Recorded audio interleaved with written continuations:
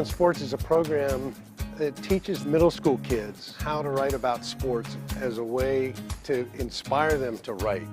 Write on Sports is theme-based education. It's about critical thinking, it's about interviewing, it's about building self-confidence. Our goal is ostensibly to help students improve their writing skills by writing about a topic of interest. And so in this case, sports. We define sports really broadly so that it makes it really accessible for students to write about something that they want to learn more about and care about. It's an incredibly important program. It gets these kids excited about journalism, and it's really cool that they can go and meet these athletes firsthand. I mean, that's an opportunity that not a lot of people have. We have a student-teacher ratio of 4-to-1, which means that in this 2-week program, a child is getting a really amazing personal attention about what they're thinking, about what they're writing, about how to write. It's so rewarding to come back and help these kids. I can see these kids are so willing to learn. I mean, they're here in the middle of the summer writing. Like, that's just the coolest thing to me. It's the middle of the summer, and it's 3 o'clock in the afternoon, and the buses are ready to take the students home. And the students are saying, no, give me 2 more minutes. Give me 2, I gotta get this last sentence down. I gotta finish this story. So to me, that speaks volumes about how engaged they are when they're here. You can't ask for more than that. I really like to write. You know, I'm planning on being a poet one day, and so writing is like really essential to me. So writing and planning on our future stories is the most important part of my day. Taking the tools from this program as they make career choices, as they make life choices.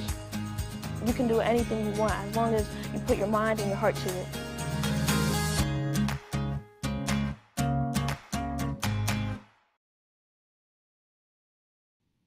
Hi, my name is Eric Jacobson. I'm the program director of Write on Sports, which, as you just saw, is a summer camp dedicated to helping middle school students become more interested in and more confident in their writing through focusing on sports, right? Which is something that students care about.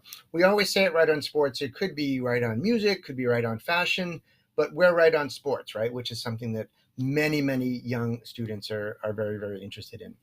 This is the first episode of our 3rd season of the Summer Speaker Series. We started this 2 years ago in the midst of the pandemic as a way of letting students still connect with journalists and athletes to interview them. This is a key part of the camp experience. We have guest journalists, guest athletes, guest managers, folks related to sports come in, and students do some background research, ask some questions, and then write stories about them. We didn't want to miss that during the pandemic, so we pivoted to create the speaker series. And even though we're back in person this year, we wanted to keep the speaker series going because we feel like it provides more access to folks. So to start the series, I'm very pleased that Lauren Rosen is joining us today. And Lauren works with the 76ers and covers the NBA. So Lauren, thanks for joining us today. Thank you so much, Eric, for having me. I'm thrilled to be here. I love everything you do, and I'm really excited to get to know everybody. Great. So I know, especially this time of year in the NBA, it's super busy, right? It seems like, the finals just ended, but then all of a sudden there's free agencies and trades and the draft. I mean, being in the NBA, do you ever get a chance to rest, or is it 365? Well, look, I chose the career that I chose because I don't love to rest. And I think maybe at some point in my life, I'm going to start to want to rest a little bit more. But where I'm at right now, I love the pace of the NBA schedule. So during the season, that's 82 games, that's playoffs, that's postseason, which we love. Then we have a little bit of a lull the last couple weeks after the finals. It gets a little bit quieter, especially if you don't make it to the finals. You get a little bit of a head start on that quiet. But then as soon as it ends, it really picks up. The NBA has totally become a 12-month sport. So we are at Summer League right now. This is not my apartment in Philadelphia. This is Salt Lake City at a hotel where we're spending our first leg of Summer League, the Salt Lake City Summer League. And then we head to Las Vegas tomorrow night. You talked about free agency. That's all going on right now as well. And then as soon as we get back, we start ramping up for training camp and for next season. So I love the pace of it, but like you said, it's always busy, and some people think that summer is a quieter time, but really we're on the road for weeks at a time, helping these young guys get their reps meeting new people, engaging with folks around the league. So it's a special time for sure. So we often, when we have athletes come in, students want to know about their training regimen and, how they build up their stamina. What's the training regimen for a NBA reporter, right? I mean, if you are going that busy all year long, I mean, how do you take care of yourself when you're in Salt Lake City and then Las Vegas and then jumping around the country? It's such a good question, and it's something that I've developed a lot more lately than I did in my first couple years. This is about to be my 6th NBA season. I had to think about it. And at the beginning, it's such a rush. There's tons of adrenaline. Being around and just sort of getting from point A to point B takes up your whole life on a day-to-day basis. But then as you start to settle in and you get into your next few years worth of career experience, you get a little bit more time to figure out what your rhythm is and what works for you. So for me, it's making sure I take some time to myself every morning. Right now, I told you guys we're in Salt Lake City. I make sure I get a nice walk in every morning. I go get my coffee. That's become a ritual for me. And then I am a big proponent of sleep, of meditation, of doing little things to take care of yourself. Because like you said, it's definitely a grind. It's not the same type of grind that our players go through, but you want to make sure you're at your best at all times. So for me, that does look like getting as much sleep as I can, taking walks, making sure I'm grounded and centered and all that sort of hoopla. But I try to make sure that I'm taking care of myself as well, for sure.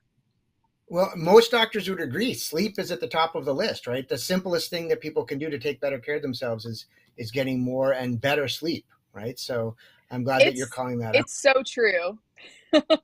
It's so true. I didn't sleep nearly enough in high school. So to those of you that are listening that are still on your way up, I understand that it can be stressful to be a student, and I understand that sometimes sleep takes a backseat, but I will tell you, and I tell people all the time, adults, athletes, professionals, the second you start prioritizing your sleep, it really does change everything, and you're able to perform at a much higher level. So I always preach sleep, no doubt. Mm-hmm. So, and this is something that you had to learn, right, on the fly in a sense, because you didn't grow up thinking that this is what you were going to do, right? So how did you end up being, working, covering the Sixers? That's a good question. And I will say that all the folks, all the students listening right now, you guys have a head start on me. You guys are way ahead of where I was at this point. I'm not someone, a lot of people that go into sports journalism and sports broadcasting that want to do what I do know from a really young age. And those people have a head start, just like you guys covering sports already at a younger age. Again, you have about a 10-year head start on me. So I always knew that I enjoyed writing. I enjoyed talking to people. I enjoy presenting. I did a lot of acting growing up.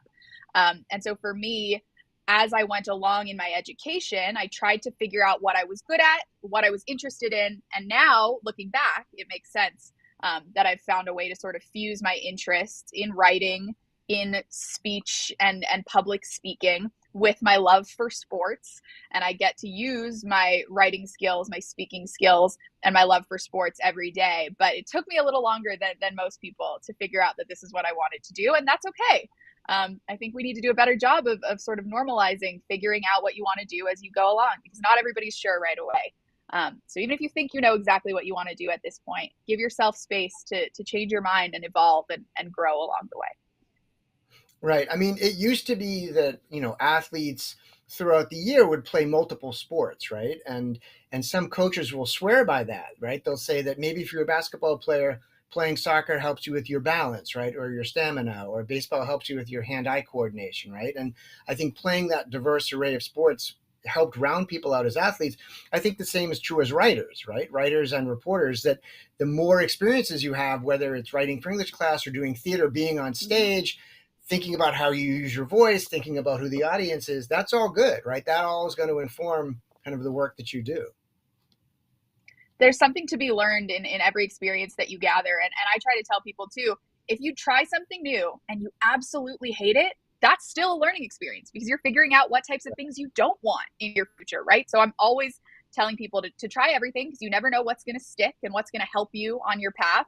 But even figuring out that something isn't going to help you helps you figure out what that path is.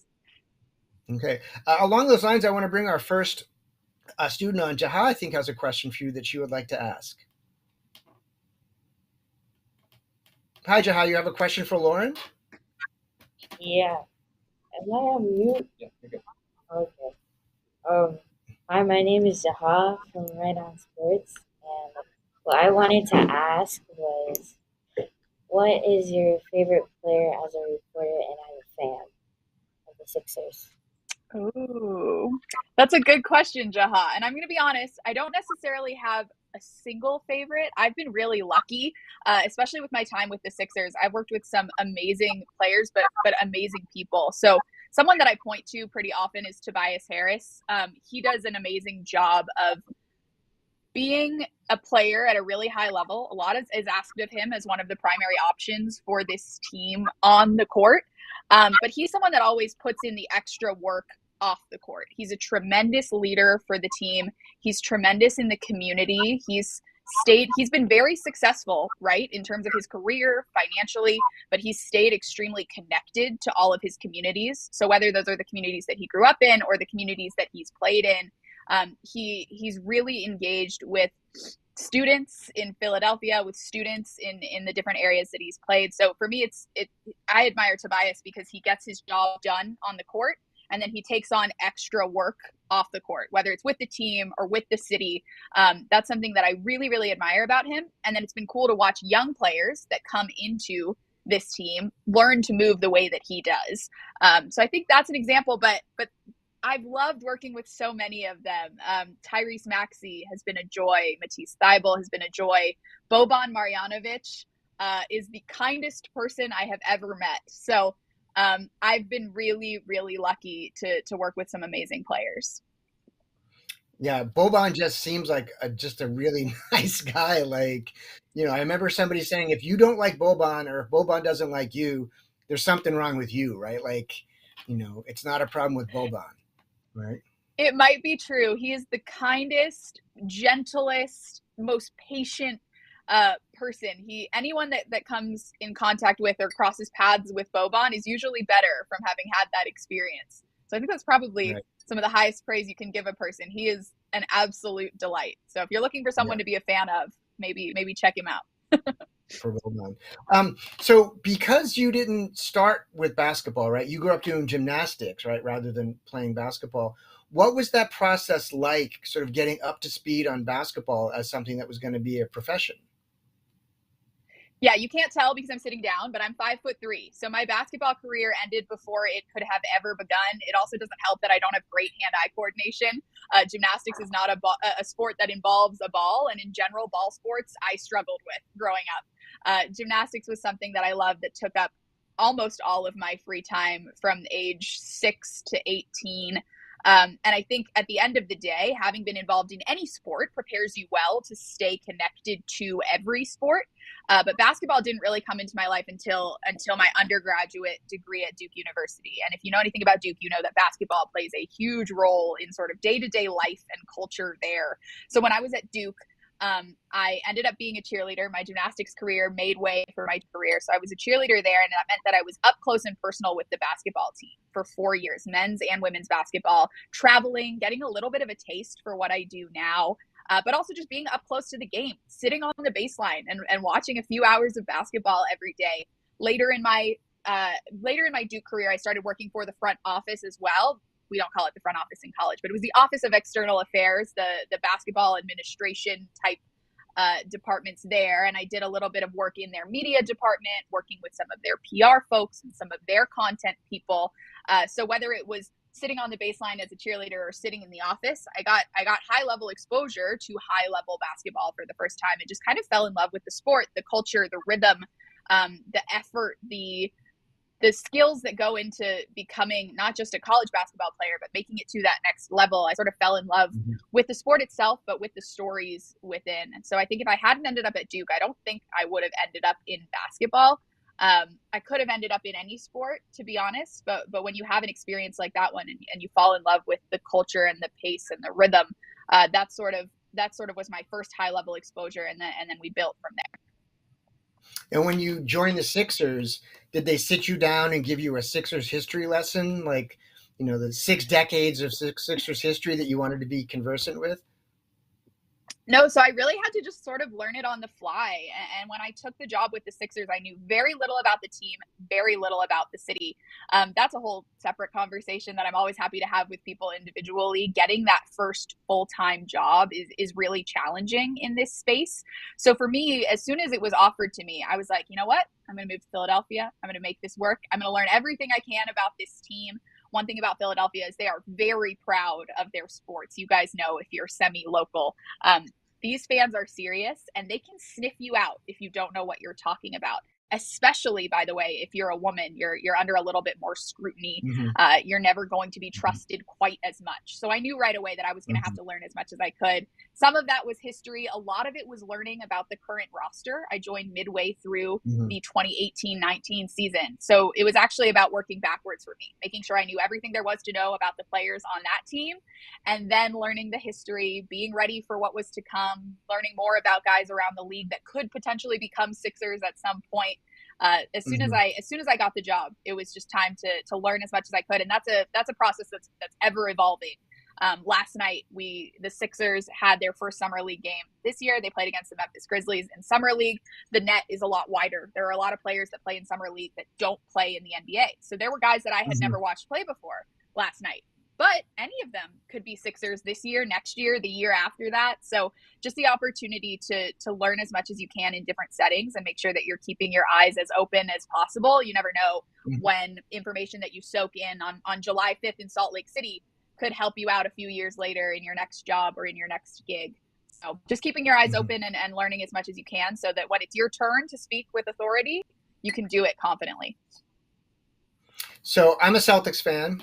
In full disclosure, grew up a Celtics fan, remain a Celtics fan. That's okay. But actually, one of my favorite basketball memories actually involves the Sixers, where in the 80s, before you were born, the Sixers beat the Celtics at home to go to the finals against the Lakers. And the Boston crowd, when it became clear that the Sixers were going to win the game, started chanting "Beat LA" to motivate the Sixers. So it was basically like, yeah, you beat us, but like we're on the same side, right? We're going to beat LA, right? So, there is that rivalry, but Lakers are worse, right?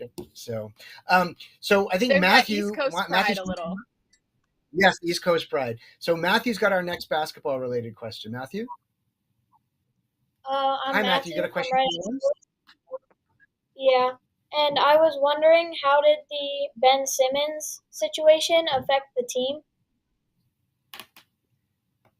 It's a good question, and you might not love my answer, but what I will tell you is I'm in an interesting position that's similar to that of the players. My job is to when I describe what my job is with the Sixers, a team reporter role, it's to cover the day-to-day activity of the 76ers. So there's always stuff going on tangentially surrounding the team, outside of the team. But my pleasure in my job is that I get to be there every day with the guys that are in the gym, working out, trying to win, figuring stuff out. And that was the situation last season. There was a group of players, of staff, myself included, that was there every day, just trying to pursue the ultimate goal of winning games and getting better. So the luxury was that I had other things to focus on, and there was a lot of great stuff going on with Joel Embiid, with Tobias Harris. As we brought on James Harden, there was so much excitement last year that I was able to focus on and that the players were able to focus on, that I think externally you see certain stories and you see certain things get made really, really large, but it's actually interesting when you dive in, when you see what's actually happening on the day-to-day. There's plenty to focus on sort of within. So I think everybody did a good job of focusing on the task at hand, of supporting one another. And then hopefully as time goes on and you look back, everybody ends up where they were supposed to be. So we'll see. That story remains to be written. And I know that everybody definitely wishes him all the best, but it was cool to see what we were able to do as a team in that situation, understanding what was going on externally, but focusing more on what was happening internally. All right, so Matthew, you understand where Lauren's coming from, right? Because she works for the Sixers and with the Sixers, right, she's going to answer that question in a particular way, right? If she was a reporter for another team or a beat reporter, she might not answer that way. Do you have another question that you'd like to ask her? Since that one, she basically was like, I'm going to give you the company line on it. Do you have a non-Sixers related question about basketball you might want to ask her?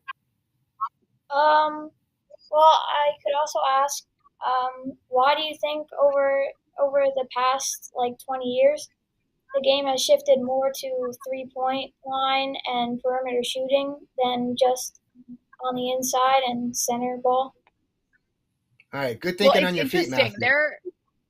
No, and I like that question a lot. It's interesting. There are a lot of people that still think that there's going to be a 4-point line in the next 50 years because of exactly what you just said, the way that the game has changed and the way that the game has moved outwards towards the perimeter.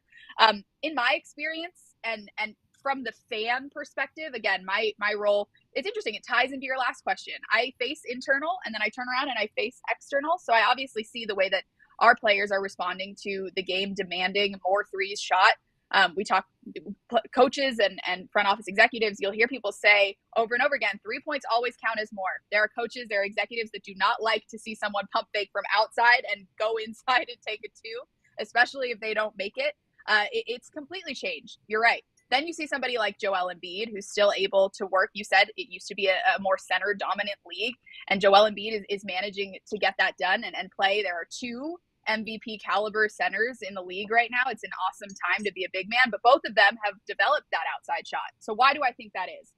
I don't know because I haven't been around for the entirety of the time, but you got to give a lot of credit to Steph Curry and to Allen Iverson and to smaller guards that have expanded the game to include smaller players, whether you're in elementary school, middle school, high school. You see Steph Curry, and that's a body type that's a little bit more relatable to folks than a Joel Embiid body type, right? Not everybody's going to be born with the physical tools that Joel has, but a lot more people are born with the physical tools that a Steph Curry has. So I think seeing that 3 points are worth more than 2, and if from an efficiency standpoint, you should shoot more threes if you want to score more points and win more games. That factual side fused with the fact that in growing the game for shooters, you're including more body types and more humans. You're literally growing the game to include more people. I understand the focus moving in that direction, and it's been fun to watch. But like I said, there are a lot of people that think there's going to be a 4-point line now because some people are shooting those threes too easily. And I'm curious to see when and where they will adapt a 4-point line. So, I think probably the most exciting player in women's college basketball is Caitlin Clark for Iowa, and she literally shoots from the logo all the time, right? So, I mean, like the game has really changed. So it's not just the pros, but you've got college players that are pulling up just beyond midcourt. And when she shoots, it's not like a risky shot. It's like a reasonable shot for her, right? It's incredible. I have a non-76ers basketball question from Zach. Hi, Zach. So what are your thoughts on the recent uptick of superstars and like other high-profile players requesting trades pretty early, like in their tenure with their teams, like with like Kevin Durant and Kyrie this offseason, and also like Ben Simmons last year? Yeah, it's interesting. And I am very lucky to not be one of the folks in power at the league that sort of has to figure out how to balance making sure that players who are the centerpiece of everything that we do are happy and that teams that sign those players are also happy. I think it's really interesting. It's completely changed the game. There are now so many, when you think about top 5, top 10 guys in the NBA that have been able to sort of choose their own destiny and pursue their own thing. I work really closely with a lot of players, and so I understand that for them, they have every right to want to play in a productive situation and to be happy. But I also understand the team perspective. You sign someone to a 4-year deal, a 5-year deal, you hope that they're going to play for all 4 or 5 years.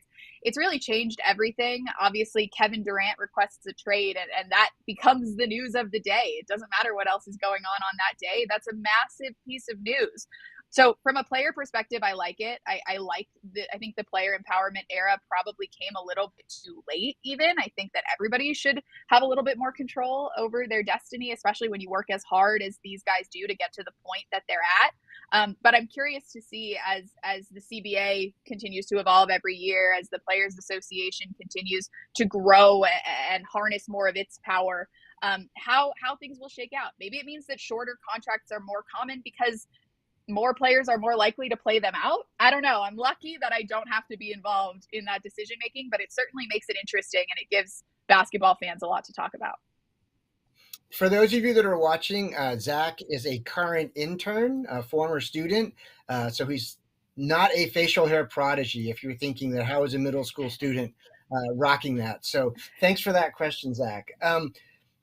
What was the switch from Texas culture to North Carolina to Philly, right? So like players move between cities, but also journalists and reporters move between cities. So what's the cultural shifts going from Texas to North Carolina to Philly? That's a good question. I mean, look, I have a lot of family all over the world. So my mom's family was all in California growing up. My dad's family is in South Africa. My nuclear family was in Houston. So I never felt as connected to Houston as some people feel about their hometowns, as many people feel about their hometowns. I always kind of knew that I would probably leave. I would probably move elsewhere. The Texas community is really tight. People love each other there. People take care of each other there. And that's actually something that I see in Philadelphia as well. They call it the city of brotherly love for a reason. People are really loyal to one another. They want to protect and care for one another in a way that I grew up with in the South as well.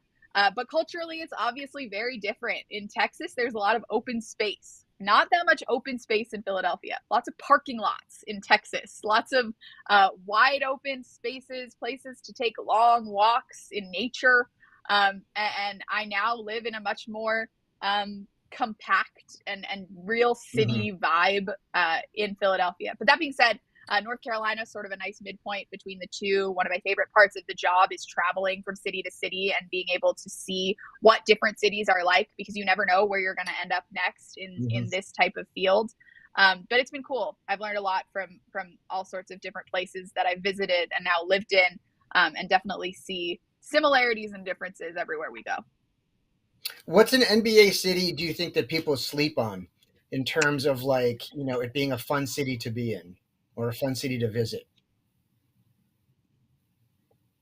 It's a good question. I don't want to miss anybody. I love Salt Lake City. There are some amazing hikes here. There's some good food here. People are nice here. So I love visiting Salt Lake City. I really like visiting Denver. That's another good one. Unpopular opinion from Philadelphia, I love visiting Boston. Boston's an awesome city. I told you guys I like to take my morning walks. That's sort of one of the things I do to keep myself centered and give myself some time when we're out on the road for weeks at a time. Boston is a great city to take a walk in. It's an all-time walking city. So those, I'd say those are three ones that maybe people sleep on. Obviously, it's a lot of fun to go to LA. It's fun to go to Miami. People love New York City, Chicago. Those are all awesome cities, but some of the other ones have a lot to offer too. All right, so this is a lot. You got a lot on your plate, and Max has a question about that. Hi, Max. Hello, Max from Right on Sports here. I wanted to know, since you write a lot, how do you balance your time writing with your personal life? That's a great question.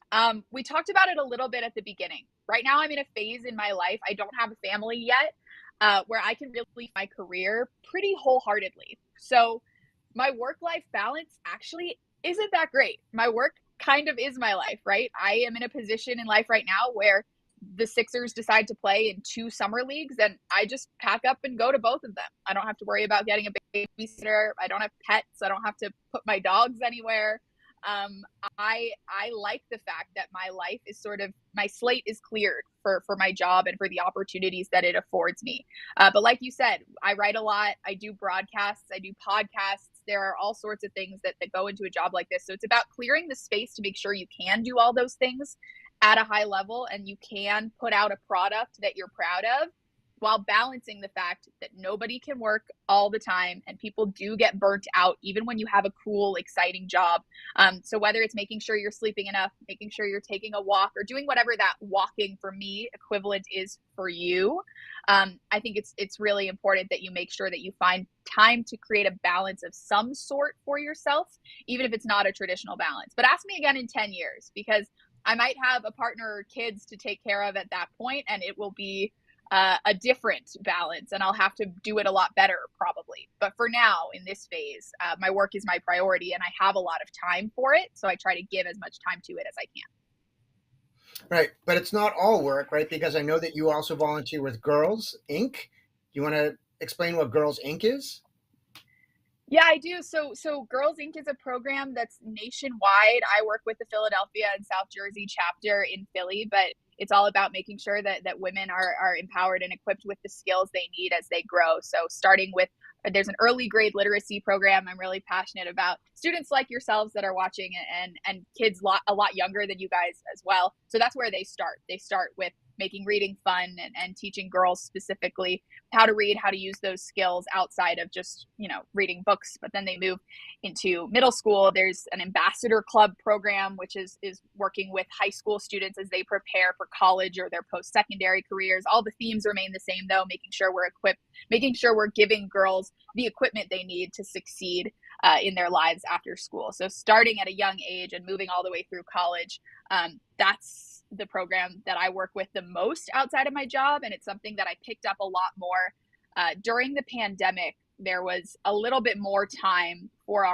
ourselves, more time to invest in different things. And for me, investing in the community and making sure that I was helping up women behind me was really important. So when I found this organization and sort of fell in love with it, that's where I give the spare time that I do have. And during the season, I wish I could spend more time with them. I often can't.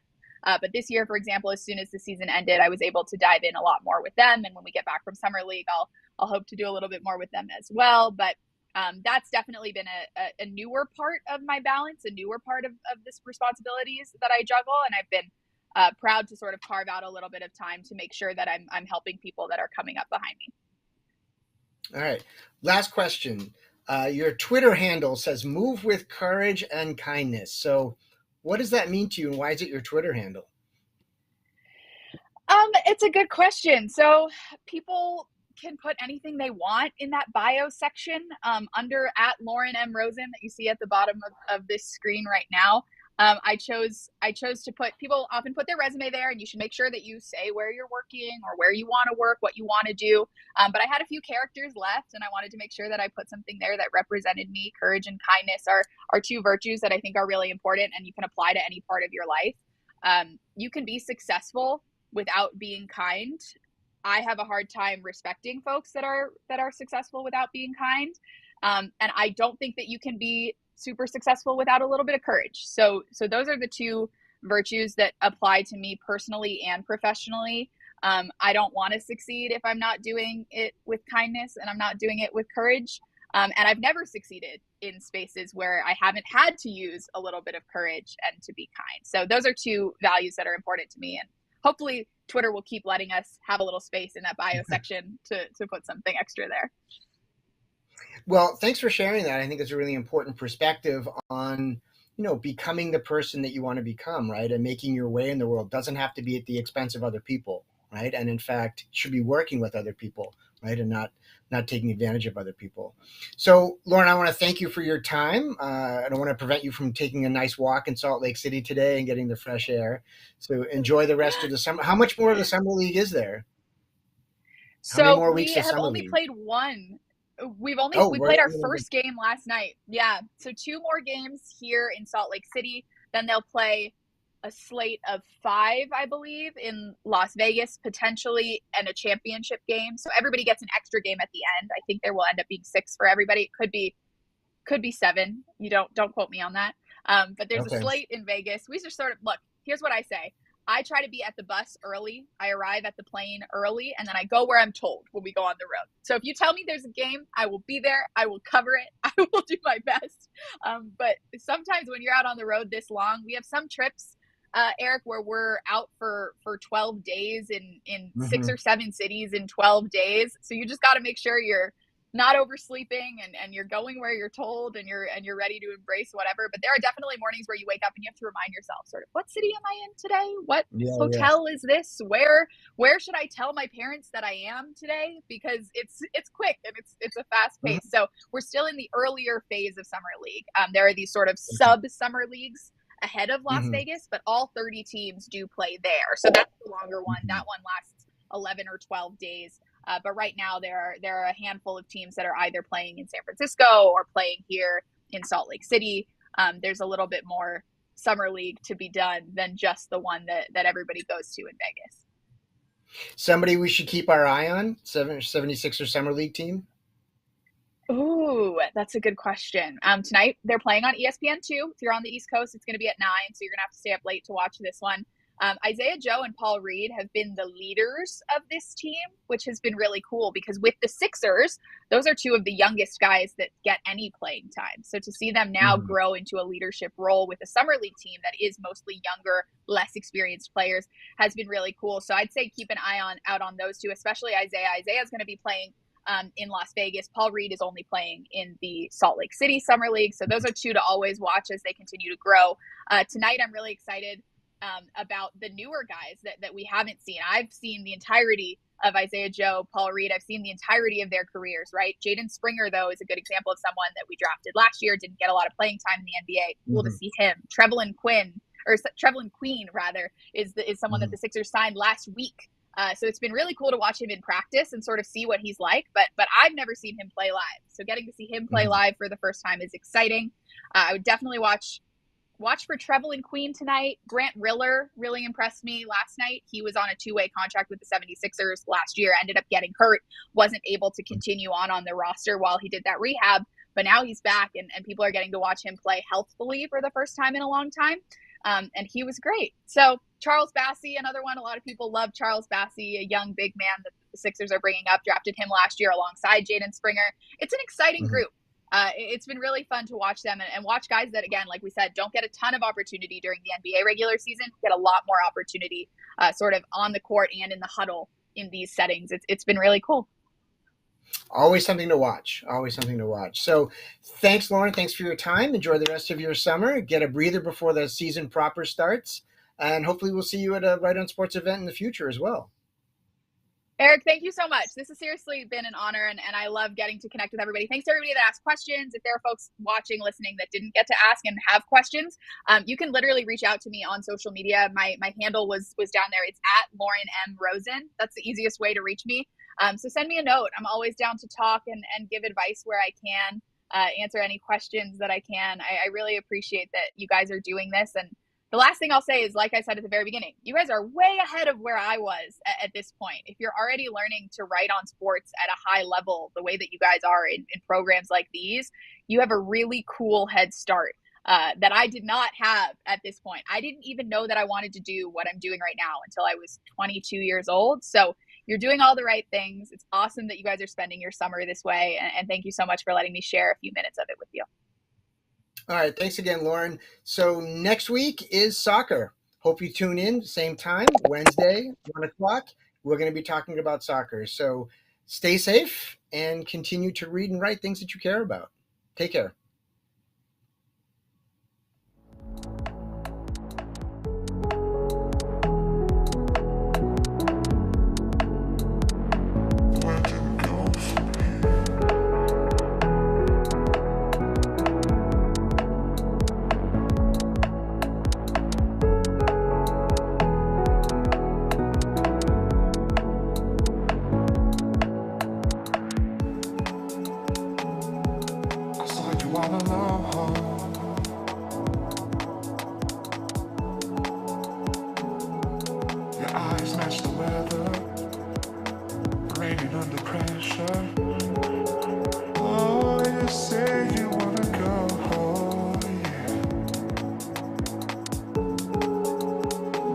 Let's get away from here. Let's get away from here.